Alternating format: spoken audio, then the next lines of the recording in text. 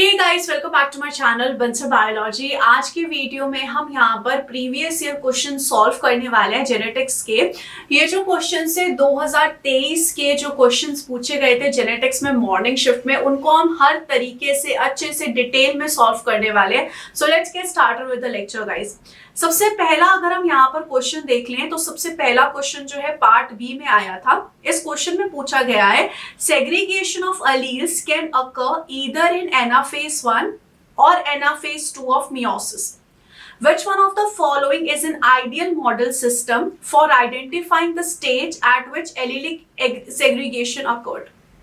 Question को अच्छे से समझने की कोशिश करते हैं। कह रहा है सेग्रीगेशन ऑफ अलील्स। अब ये अलील्स क्या होते हैं पहले हमें ये पता होना चाहिए।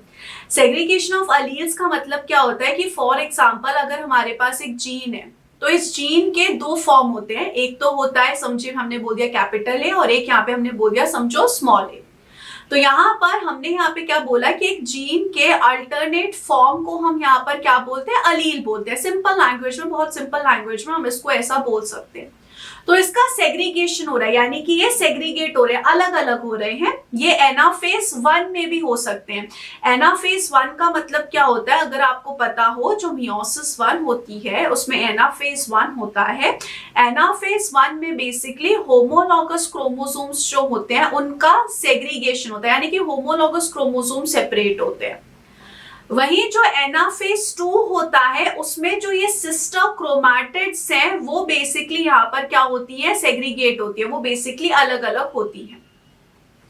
अब यहाँ पर इनमें क्या बोला गया है कि सेग्रीगेशन ऑफ अलील्स। अब यहाँ पर समझो क्या है, इस क्रोमोसोम पे कैपिटल ए प्रेजेंट था और इस क्रोमोसोम पे समझो स्मॉल ए प्रेजेंट था। तो यहाँ पर क्या हो गया, ये होमोलॉगस क्रोमोसोम अलग सेल में चला गया, ये होमोलॉगस क्रोमोसोम अलग सेल में चला गया। तो इसकी वजह से क्या हो गया, सेग्रीगेशन ऑफ अलील्स कब हो गया, एनाफेज 1 में हो गया। और दूसरी कंडीशन में क्या हो सकता है, दूसरी कंडीशन में ये हो सकता है कि समझिए मेरे पास इस तरीके से सेल था और इस तरीके से यहाँ पर मेरे पास एक क्रोमोसोम प्रेजेंट था। अब इस क्रोमोसोम पर ही कैपिटल ए था और स्मॉल ए अलील भी था। इस क्रोमोसोम पे कैपिटल ए अलील भी था और स्मॉल ए अलील भी था। तो यहाँ पर एनाफेज 1 में ये सेग्रीगेट नहीं होंगे।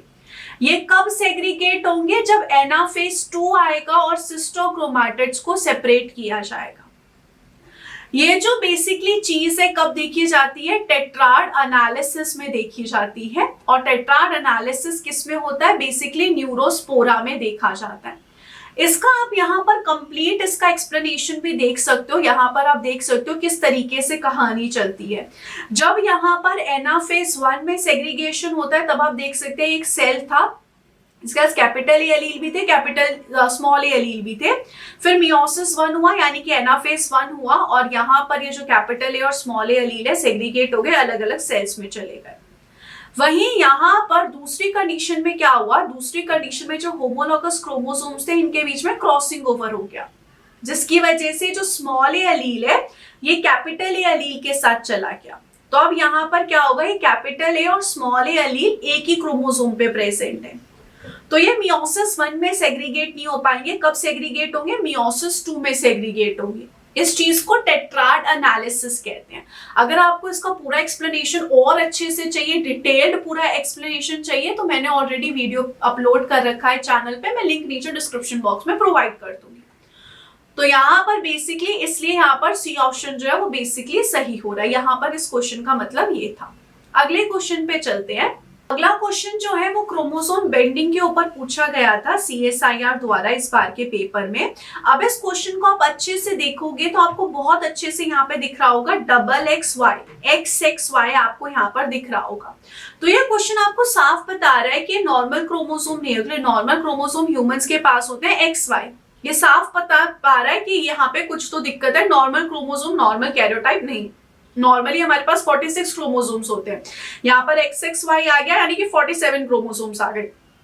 तो ये नॉर्मल ह्यूमन का कैरियोटाइप तो हो नहीं सकता। अब इन दोनों में से कोई एक तो होगा। अब मुझे दिख रहा है कि XXY है, तो मैं तो श्योर हूं कि भाई क्लाइनफेल्टर होगा, और ये मैंने आंख बंद करके मार्क कर दिया। लेकिन ये आंख बंद करके मुझे मार्क करना नहीं है, क्योंकि इसमें बैंडिंग भी मौजूद है, तो इसके लिए मुझे क्रोमोसोम बैंडिंग के बारे में पता होना चाहिए। अब क्रोमोसोम बैंडिंग में यहाँ पर C बैंडिंग होगा या G बैंडिंग होगा, ये जानना जरूरी है। तो देखिए बेसिकली जो G बैंडिंग होता है उसमें हम जिम्सा को यूज करते हैं, जिम्सा स्टेन को यूज करते हैं, और वो क्या करता है, पूरे क्रोमोसोम को डार्क लाइट बैंड में डिवाइड कर देता है। तो इस तरीके से मुझे जिम्सा स्टेन में डार्क लाइट बैंड दिखते हैं। वही जो यहाँ पर C बैंडिंग होती है, उसमें C मतलब क्या, सेंट्रोमियर का यहाँ पर स्टेनिंग होती है, तो उसमें मुझे सेंट्रोमियर जो है वो स्टेन्ड दिखता है।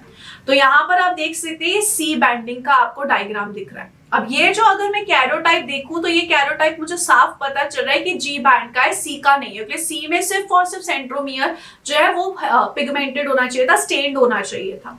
तो यहाँ पर बी ऑप्शन जो होगा बिल्कुल सही होगा इंस्टेड ऑफ C। काफी सारे स्टूडेंट्स ने C यहाँ पे इस क्वेश्चन में मार्क किया था। चलिए जी, नेक्स्ट क्वेश्चन पे अगर हम चले तो नेक्स्ट क्वेश्चन में बोला है कि आप अलील कंसीडर कीजिए, कैपिटल ए और स्मॉल ए है पॉपुलेशन में, the frequency of heterozygotes will be highest when. बहुत आसान सा क्वेश्चन है ये। हमें कहा जा रहा है कि अलील है कैपिटल ए और स्मॉल ए, और आपको बताना है हेटेरोजाइगोट की फ्रीक्वेंसी सबसे ज्यादा कब होगी। तो इसमें आपको सिंपली क्या लगाना है, इसमें आपको सिंपली हार्डी वेनबर्ग जो इक्वेशन होती है वो आपको लगानी है। हार्डी वेनबर्ग की इक्वेशन थी p² plus 2pq plus q², जिसमें 2pq किसके बारे में बताता है, 2pq बताता है हेटेरोजाइगोट के बारे में। बहुत सिंपल सी बात है। अब यहाँ पर मुझे यहाँ पे क्या करना है, यहाँ पर समझिए फॉर एग्जाम्पल मैंने यहाँ पर किसकी वैल्यू ले ली, p की वैल्यू ले ली 0.1 फॉर एग्जाम्पल। तो Q की वैल्यू उस कंडीशन में 0.9 होगी। हार्डी वेनबर्ग ने यही कहा था ना, P प्लस Q should be equals to 1। तो अगर P 0.1 है तो Q तो 0.9 होगा ही, तो ये तो 1 आएगा।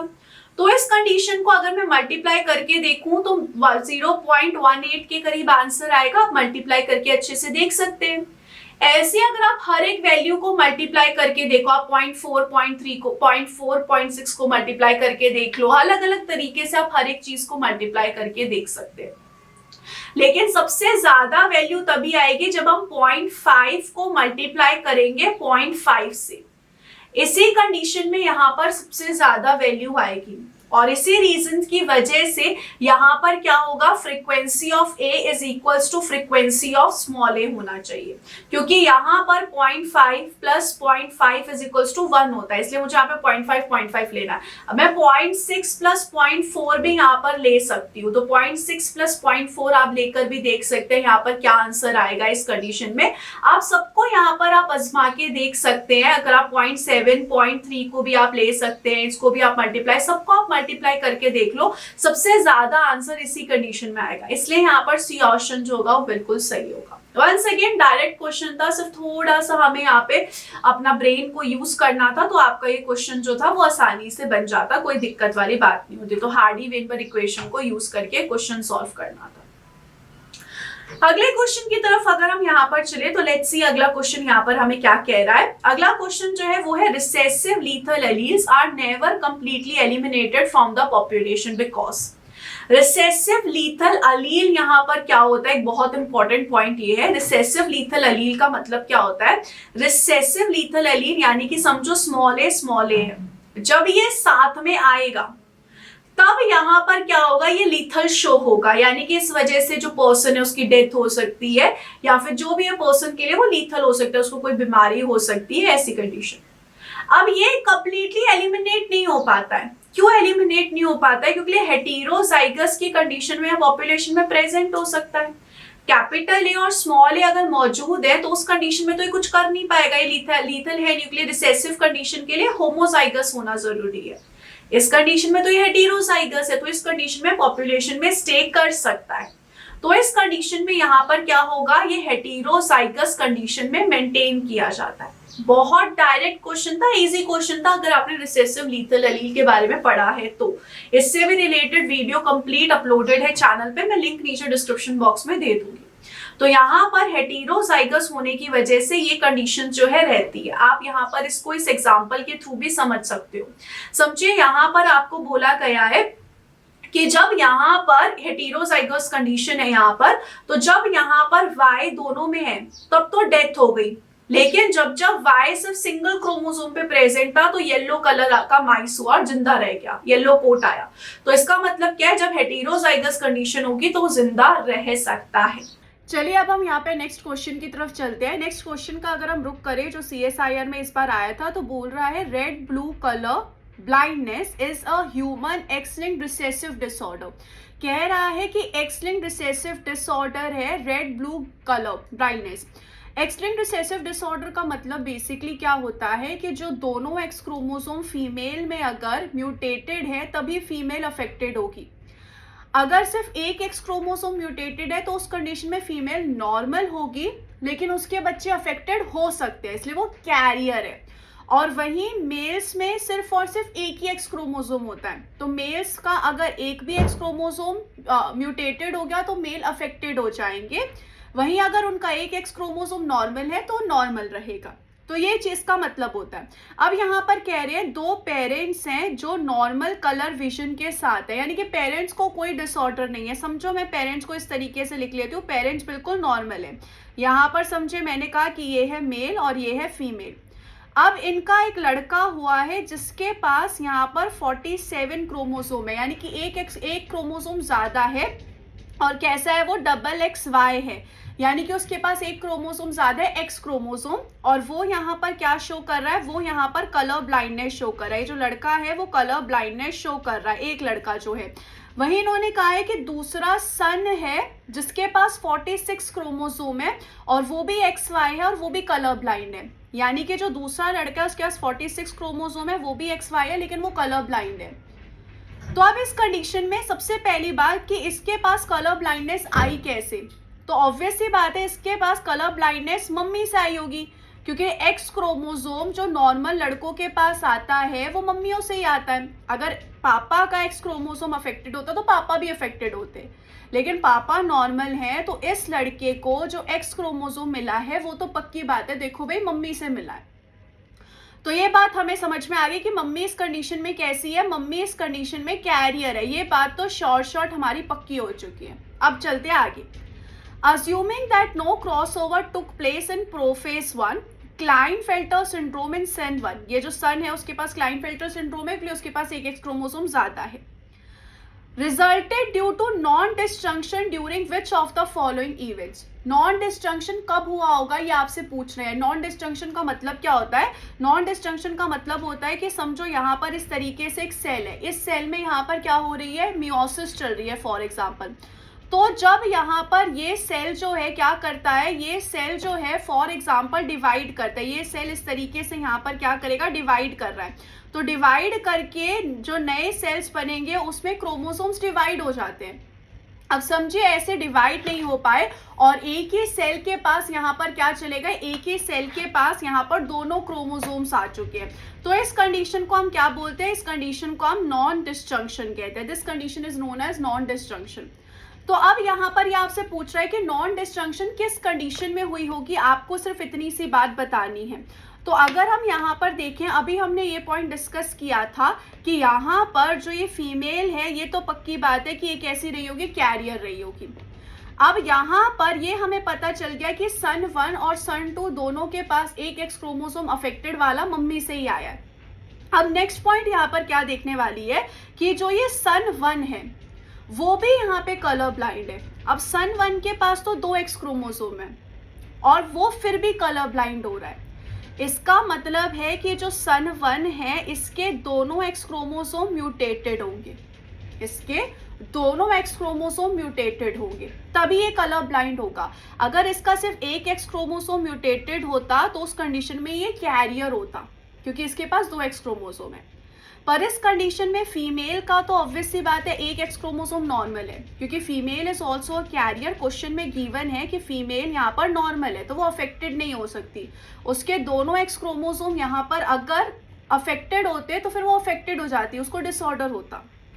तो हाउ इज इट पॉसिबल कि जो सन 1 है उसके दोनों एक्स क्रोमोसोम जो है वो अफेक्टेड आ गए। आइए इसका जवाब हम आगे के डायग्राम्स में समझने की कोशिश करते हैं और अच्छे से हम इसका जवाब देखने की कोशिश करते हैं। देखिए होता क्या है, जब यहाँ पर आपके पास एक सेल है, ये सेल कैसे जाता है, मियोसिस 1 में जाता है और मियोसिस 1 के बाद मियोसिस 2 में जाता है। 2 स्टेजेस होते हैं। तो समझे यहाँ पर ये फीमेल के क्रोमोसोम है, आप ये देख सकते हैं फीमेल का एक क्रोमोसोम है और ये फीमेल का दूसरा क्रोमोसोम है। एक क्रोमोसोम बिल्कुल नॉर्मल है और दूसरा क्रोमोसोम जो है वो अफेक्टेड है। अब यहाँ पर जब मियोसिस 2 होती है ना, उस कंडीशन में ये जो सिस्टर क्रोमैटिड्स है, ये जो आपको सिस्टर क्रोमैटिड दिख रही है ना, ये स्ट्रक्चर को हम सिस्टर क्रोमैटिड कहते हैं। क्रोमोसोम में सिस्टर क्रोमैटिड्स होती है।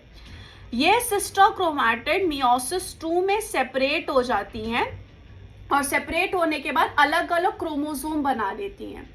तो इस कंडीशन में क्या हुआ होगा, ये जो मियोसिस 2 ही हुई होगी, उस कंडीशन में सिस्टर क्रोमैटिड अलग अलग सेल्स में डिवाइड नहीं हुई होगी, एक ही सेल में रह गई होंगी। इसकी वजह से अब इन दोनों ने नया नया क्रोमोसोम बना लिया। सिस्टर क्रोमैटिड को अब हम क्रोमोसोम्स बोलेंगे। और यहाँ पर कौन सी कंडीशन आ गई, XX कंडीशन आ गई एक एग में ही। अब इसकी वजह से जो बच्चा है वो क्या हो गया, जो बच्चा है वो यहाँ पर अफेक्टेड हो गया। तो बेसिकली यहाँ पर जो नॉन डिस्जंक्शन हुई होगी वो कौन से स्टेज में हुई होगी, मियोसिस 2 में हुई होगी। मियोसिस 1 में क्यों नहीं होगी, फिर से हम देख लेते हैं।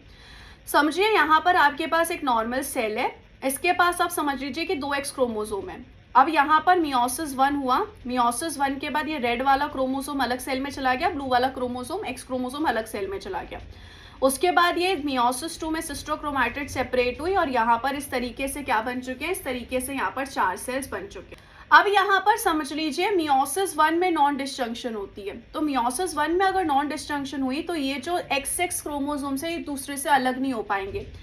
अब ये एक दूसरे से अलग नहीं हो पाएंगे तो इस कंडीशन में जो रेड वाला X क्रोमोसोम है वो समझिए इस तरीके का, और जो ब्लू वाला X क्रोमोसोम है वो इस तरीके का है।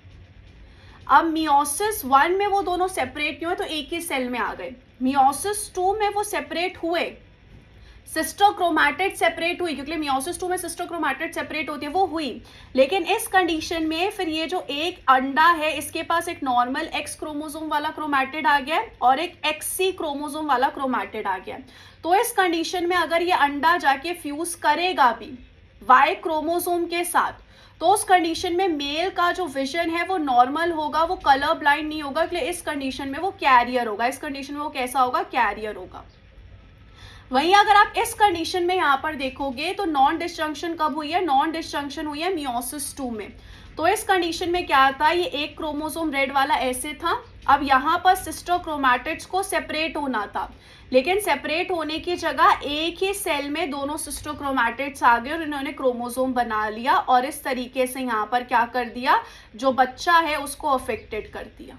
अब यहाँ पर ये स्पर्म के साथ फ्यूज होके किस तरीके की कंडीशन बना लेगी, कुछ इस तरीके की कंडीशन बना लेगी।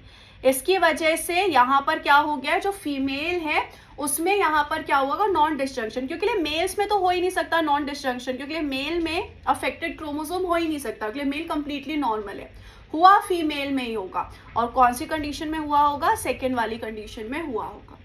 सो आई होप आपको एक क्वेश्चन समझ में आ गया होगा। बहुत प्यारा क्वेश्चन था, बहुत अच्छा क्वेश्चन CSIR ने बनाया है। अगले क्वेश्चन की तरफ अगर हम चले, अगला क्वेश्चन यहाँ पर क्या बोल रहा है, अगला क्वेश्चन यहाँ पे बोल रहा है कि आपके पास जीन है ये दोनों, जो कि 20 सेंटीमॉर्गन अपार्ट पे प्रेजेंट है X क्रोमोसोम पे। मतलब यहाँ पर क्या बोल रहा है कि एक ही क्रोमोसोम है और इस क्रोमोसोम पे ये जो W पॉजिटिव है और CV पॉजिटिव है, ये 20 सेंटीमॉर्गन के डिस्टेंस पे प्रेजेंट है X क्रोमोसोम पे। कह रहा है अगर इन दोनों में म्यूटेशन हो गई, अगर इन दोनों में समझो म्यूटेशन हो गई, तो उस कंडीशन में जो बच्चे बनेंगे वो वाइट आई के साथ बनेंगे और उसी के साथ साथ क्रॉस वेलनेस के साथ बनेंगे। ये बात इन्होंने बोल रखी है, जो कि एक रिसेसिव फिनोटाइप है। जैसे कि हमने पिछली कंडीशन में देखा, पिछले क्वेश्चन में देखा, सेम टू सेम यहाँ पर भी है कि रिसेसिव फिनोटाइप है। अब कह रहा है कि एक होमोजाइगस वाइल्ड टाइप फीमेल है। होमोजाइगस वाइल्ड टाइप फीमेल का मतलब क्या है कि फीमेल कुछ इस तरीके की है, फीमेल कुछ इस तरीके की है।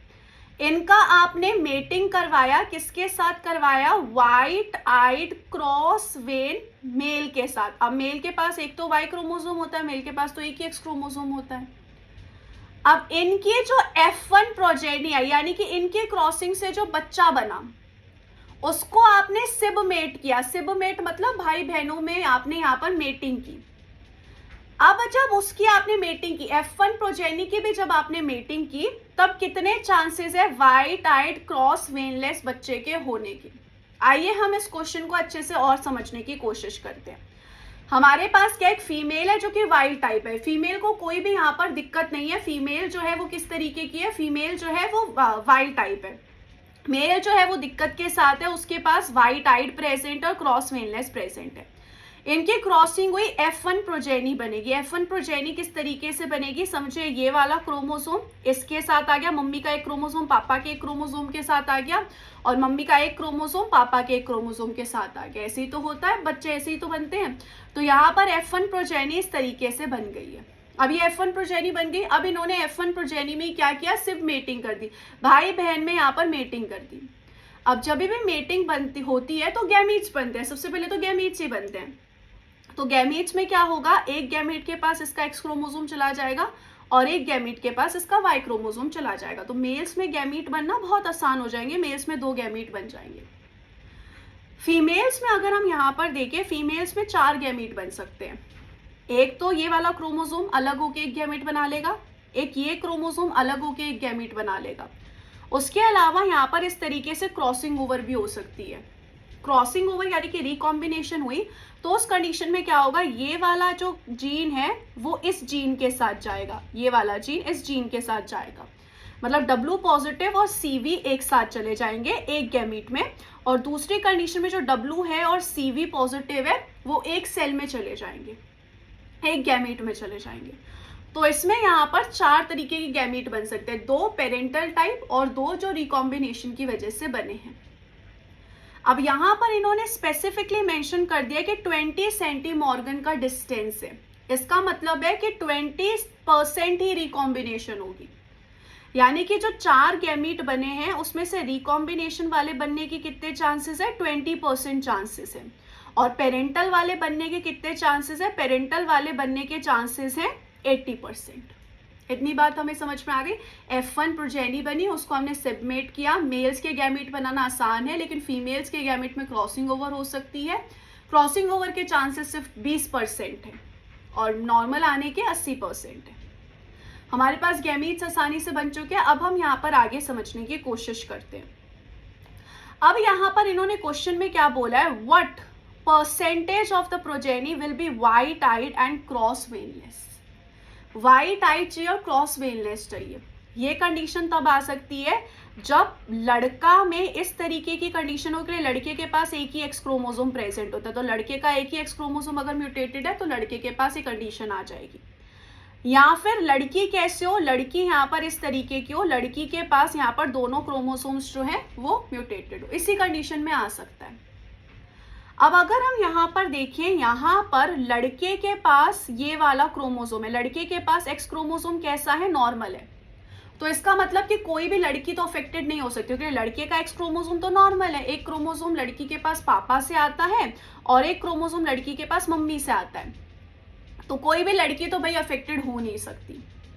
तो यहाँ पर अफेक्टेड सिर्फ और सिर्फ कौन हो सकता है, यहाँ पर सिर्फ लड़के अफेक्टेड हो सकते हैं।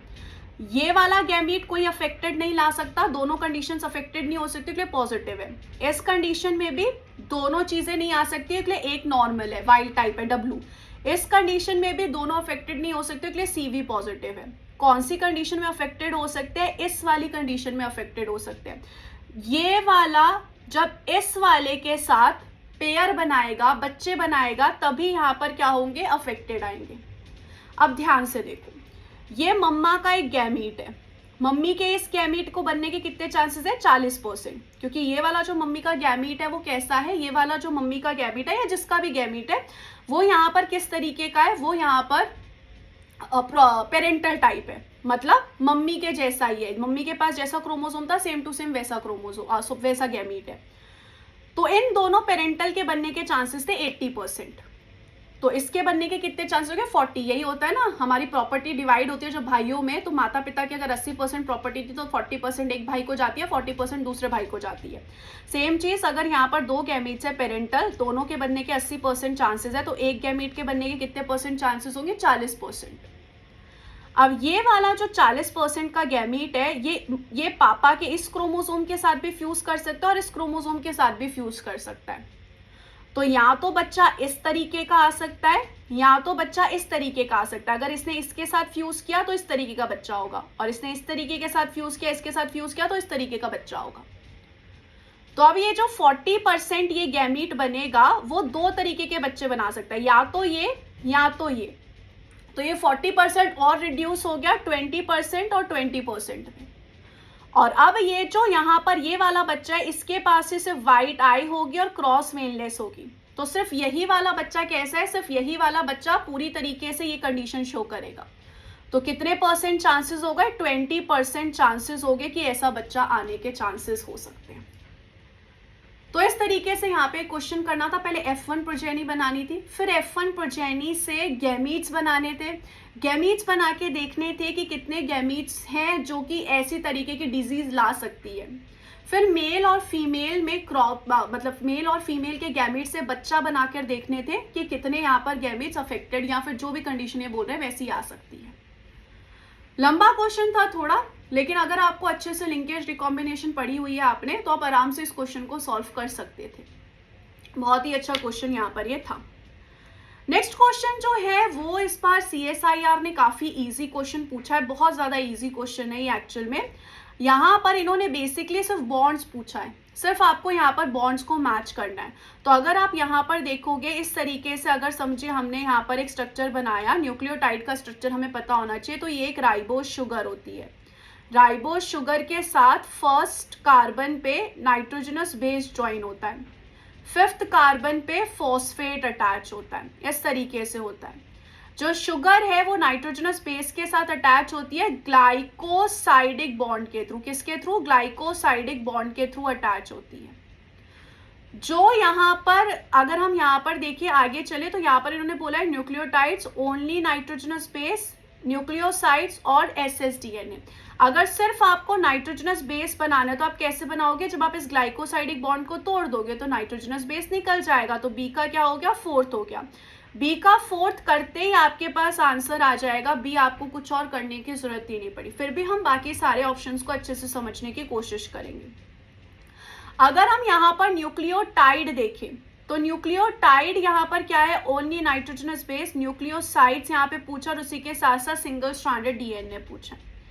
अब यहाँ पर जो दो DNA के स्ट्रैंड्स होते हैं वो एक दूसरे से कैसे जुड़े होते हैं, हाइड्रोजन बॉन्ड के थ्रू जुड़े होते हैं। किस तरह से जुड़े होते हैं, हाइड्रोजन बॉन्ड के थ्रू जुड़े होते हैं। तो यहाँ पर अगर आपको डबल स्ट्रैंडेड को सिंगल स्ट्रैंडेड में करना है तो आप हाइड्रोजन बॉन्ड तोड़ सकते हो। अगर आपको यहाँ पर न्यूक्लियोटाइड से न्यूक्लियोसाइड बनाना है, ये पूरा न्यूक्लियोटाइड है, आपको सिर्फ न्यूक्लियोसाइड बनाना है, तो इस फॉस्फेट को आपको बस रिमूव करना है, क्योंकि अगर आप फॉस्फेट रिमूव कर देते हो तो न्यूक्लियोसाइड बन जाता है। तो न्यूक्लियोसाइड के लिए आपको यहाँ पर क्या करना पड़ेगा, फॉस्फेट ग्रुप को रिमूव करना पड़ेगा। एक न्यूक्लियोटाइड दूसरे न्यूक्लियोटाइड से फॉस्फोडाइस्टर बॉन्ड के थ्रू जुड़ा होता है। अगर आपको एक न्यूक्लियोटाइड सेपरेटली चाहिए तो आप उसका फॉस्फोडाइस्टर बॉन्ड तोड़ दो। तो यहाँ पर ये हो जाएगा बी ऑप्शन इज करेक्ट। काफी इजी क्वेश्चन था ये, तो काफी आसान भाषा में और काफी इजी वे वाला क्वेश्चन CSIR ने पूछ लिया है। नेक्स्ट क्वेश्चन अगर हम यहाँ पर देखें तो फाज के पास है। फाज का मतलब क्या होता है, एक ऐसा ऑर्गेनिज्म होता है जो कि बैक्टीरिया को बेसिकली इन्फेक्ट करता है। तो यहाँ पर फाज है, इन्होंने कहा है कि फाज जो है वो इकोलाई पे ग्रो हो रहे हैं।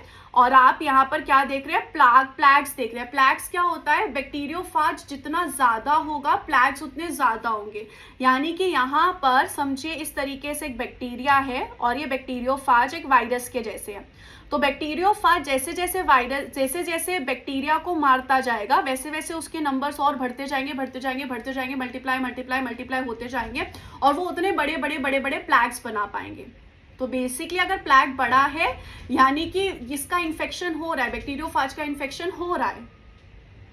अब यहाँ पर इन्होंने बोला है कि पहली कंडीशन में बहुत अच्छे खासे प्लैग है, दूसरी कंडीशन में छोटे छोटे हैं और तीसरी कंडीशन में प्लैग है ही नहीं, यानी कि तीसरी कंडीशन में बैक्टीरिया इन्फेक्ट नहीं हुआ वायरसेस से।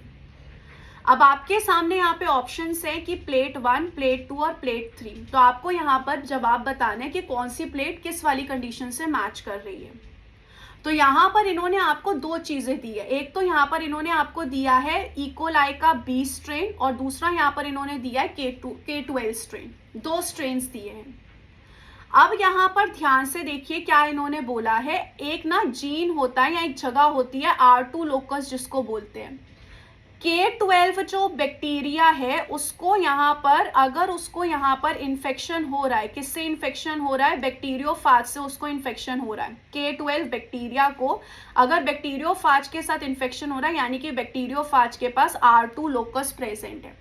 बैक्टीरियोफाज K12 को सिर्फ तभी इन्फेक्ट कर सकता है जब बैक्टीरियोफाज के पास R2 लोकस प्रेजेंट होगी। तो इस कंडीशन में अगर हम यहाँ पर देखें तो ध्यान से देखते हैं, थर्ड वाली कंडीशन में यहाँ पर क्या हुआ है, थर्ड वाली कंडीशन में यहाँ पर कोई प्लैग फॉर्मेशन नहीं हुई है।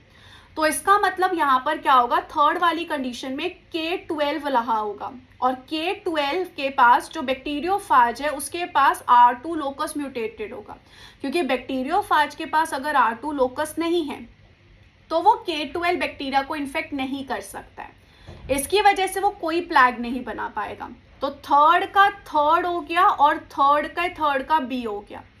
तो यहाँ पर मैंने जैसे ही मार्क किया ये ऑप्शन कट हो गया, ये ऑप्शन तो कट हो गया। अब सेकेंड और फोर्थ ऑप्शन में कंपटीशन चल रहा है। नेक्स्ट यहाँ पर क्या होती है, नेक्स्ट यहाँ पे बी स्ट्रेन होती है बैक्टीरिया की।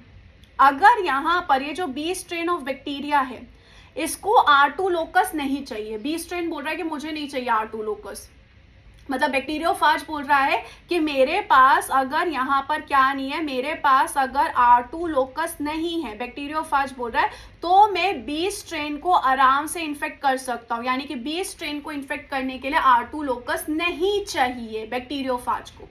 उस कंडीशन में बड़े बड़े प्लैग्स बनेंगे, और पहली कंडीशन में बड़े बड़े प्लैग्स बन ही रहे हैं। यानी कि पहली कंडीशन में बी स्ट्रेन प्रेजेंट है और यहाँ पर जो R2 लोकस है वो म्यूटेटेड है, R2 लोकस नहीं प्रेजेंट, इसलिए बी स्ट्रेन बोल रहा है मुझे नहीं चाहिए, मतलब बैक्टीरियोफाज बोल रहा है मुझे नहीं चाहिए R2 लोकस, तभी मैं इन्फेक्ट कर पाऊंगा अच्छे से। तो फर्स्ट का सेकेंड हो गया, सेकेंड का बी हो गया। अब ये बचा है कि जब यहाँ पर थोड़े से यहाँ पे प्लैग्स बन रहे हैं, तो ये कंडीशन कब आएगी, जब बैक्टीरियोफाज के पास R2 लोकस प्रेजेंट है और वो बी स्ट्रेन को इन्फेक्ट कर रहा है। उस कंडीशन में वो बी स्ट्रेन को इन्फेक्ट कर तो सकता है लेकिन उतना अच्छे से नहीं कर पाएगा, जब R2 लोकस नहीं प्रेजेंट है तब कर पाएगा। तो उस कंडीशन में क्या हो गया, सेकेंड का बी हो गया और wild type R2 locus present है, तो बी ऑप्शन यहाँ पर बिल्कुल सही हो गया। यही स्टेटमेंट्स यहाँ पर दी भी गई है, अगर आपका मन है तो आप इन स्टेटमेंट्स को अच्छे से पढ़ भी सकते हैं, वही सारी चीजें जो मैंने आपको बताई है वो आप देख सकते हैं। सिंपल सी बात है, बैक्टीरियोफाज के पास अगर R2 लोकस है तो K12 को तो बहुत अच्छा इन्फेक्ट कर सकता है, बी स्ट्रेन को ठीक ठाक इन्फेक्ट करेगा। बी स्ट्रेन को अगर इन्फेक्ट करना है तो R2 लोकस नहीं है तो बहुत अच्छा इन्फेक्शन शो करेगा। K12 को कोई इन्फेक्शन नहीं शो कर पाएगा अगर R2 लोकस नहीं है तो ये सारी चीजें यहाँ पे होती है। आइए नेक्स्ट क्वेश्चन CSIR का देखते हैं, जो CSIR ने इस बार पूछा था। बड़ा ही प्यारा क्वेश्चन है, इजी क्वेश्चन है। CSIR काफी बार ऐसे क्वेश्चंस पूछता है। आपके सामने यहाँ पर कुछ बैंड्स दिए हैं पेरेंट्स के और प्रोजेनी के, और आपको बताना है करेक्ट बैंड पैटर्न क्या है, और यहाँ पर इन्होंने अलील्स भी मेंशन किया है। तो यानी कि अगर हमारे पास, अगर हम यहाँ पर अच्छे से देखें, अगर हमारे पास यहाँ पर गौर से चीजें देखने की कोशिश करें तो इधर बैंड आ रहा है यानी कि इस बैंड पे कैपिटल ए प्रेजेंट है, इधर बैंड आ रहा है यानी कि इस पेरेंट के पास स्मॉल ए भी है, इधर बैंड आ रहा है यानी कि पेरेंट के पास कैपिटल बी है, और इधर बैंड आ रहा है यानी कि पेरेंट के पास स्मॉल बी भी प्रेजेंट है। यानी कि ये पेरेंट कैसा है, capital A capital B small B वाला पेरेंट है, P1 वाला। P2 के पास स्मॉल ए और स्मॉल बी के पास बैंड नहीं है, तो P2 कैसा होगा, कैपिटल ए कैपिटल बी। ऐसे पहले बच्चे में देखें तो पहले बच्चे में यहाँ पर क्या नहीं प्रेजेंट है, पहले बच्चे में यहाँ पर स्मॉल ए वाला मिसिंग है, तो यहाँ पे बच्चा होगा capital A capital B small B, बच्चे के पास स्मॉल ए का बैंड मिसिंग है। ये वाला बच्चा कैसा होगा, capital A capital B small B का बैंड मिसिंग है, तो स्मॉल बी नहीं होगा। सिमिलरली ये वाला जो बच्चा है इसके पास कैपिटल ए कैपिटल बी होगा, क्योंकि स्मॉल बी का बैंड मिसिंग है। ऐसे ये वाला जो होगा ये capital A capital B small B होगा। तो इस तरीके से आपके पास 4 बच्चे आ रहे हैं। 4 बच्चे अगर हम यहाँ पर देखें, जो सबसे ज्यादा बच्चे होते हैं वो हमेशा पेरेंटल टाइप होते हैं। पेरेंटल टाइप मतलब उनमें कोई रिकॉम्बिनेशन नहीं हुई हुई है। और ये जो 22 और 16 वाले हैं, ये कैसे हैं? रिकॉम्बिनेंट है, यानी कि इनमें क्या हुई होगी? इनमें यहाँ पर रिकॉम्बिनेशन हुई होगी, तब जाके ऐसे बच्चे बने हैं। अब अगर हम यहाँ पर देखें P1 कैसा है, P1 यहाँ पर है capital A small A capital B small B. P1 यहाँ पर किस तरीके का है? Capital A small A capital B small B. P2 यहाँ पर कैसा है? कैपिटल ए कैपिटल बी है। अब यहाँ पर बच्चे कैसे आ रहे हैं? 75 of the parental types are like this and 80% of the parental types are like this.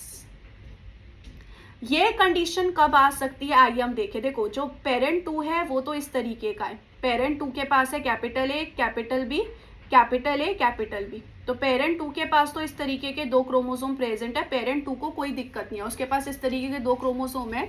दिक्कत कब है? दिक्कत यहाँ पर पेरेंट 1 में है। पेरेंट 1 में क्रोमोसोम्स किस तरीके से प्रेजेंट होंगे, आइए हम यहाँ पे समझते हैं। होंगे कुछ इस कंडीशन में। कैपिटल ए जो है वो किसके साथ प्रेजेंट होगा? कैपिटल ए जो है वो यहाँ पे प्रेजेंट है स्मॉल बी के साथ, और जो स्मॉल ए है वो कैपिटल बी के साथ प्रेजेंट है। ये बात मैं इतनी श्योरिटी के साथ कैसे कह सकती हूँ, आइए हम देखते हैं। जब बच्चा बनेगा तो इस पेरेंट से ये क्रोमोसोम आएगा और इस पेरेंट से ये क्रोमोसोम आएगा, तो बच्चा कैसा हो गया? Capital A capital B small B. बच्चा ऐसा हो गया। या फिर बच्चा कैसा होगा कि बच्चे के पास यहाँ से आ गया कैपिटल ए कैपिटल बी, और बच्चे के पास यहाँ से क्या आ गया? स्मॉल ए स्मॉल बी। तो बच्चा यहाँ पर कैसा हो गया? ऐसा हो गया। कब? जब रिकॉम्बिनेशन नहीं हुई, यानी कि पेरेंटल टाइप बच्चे बने। जब रिकॉम्बिनेशन हो जाएगी तब उस कंडीशन में एक बच्चा जो है उसके पास यहाँ से क्या क्रोमोसोम आएगा? कैपिटल ए कैपिटल बी, और यहाँ से तो सेम ही आना है कैपिटल ए कैपिटल बी। तो इस तरीके का बच्चा हो गया रिकॉम्बिनेशन की वजह से। ऐसे इस कंडीशन में अगर रिकॉम्बिनेशन हुई होगी तो बच्चे के पास क्या जाएगा? ए इधर से ए स्मॉल बी, और इधर से कैपिटल ए कैपिटल बी ही आना है, क्योंकि इधर तो आने का ही एक ही ऑप्शन है। तो यहाँ पर इस तरीके का बच्चा रिकॉम्बिनेशन की वजह से आएगा। तो पेरेंट 1 के पास इस तरीके के क्रोमोसोम प्रेजेंट होंगे।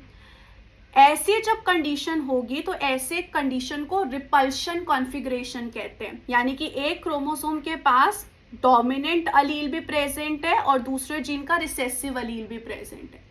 तो इस कंडीशन को रिपल्शन कॉन्फ़िगरेशन कहते हैं। आप यहाँ पर देख भी सकते हैं रिपल्शन कॉन्फ़िगरेशन। और ऐसा पेरेंट जो है वो कैसा है? Heterozygous parent. आप देख सकते हो कि जो पेरेंट है वो हेटेरोजाइगस है। होमोजाइगस कौन सा? ये वाला जो है P1 जो है वो होमोजाइगस है। P2 जो है वो यहाँ पर कैसा है? P2 जो है वो यहाँ पर होमोजाइगस, और P1 जो है वो यहाँ पर कैसा है? हेटेरोजाइगस है। तो P1 यहाँ पर किस तरीके का रहने वाला है? हेटेरोजाइगस पेरेंट रहने वाला है।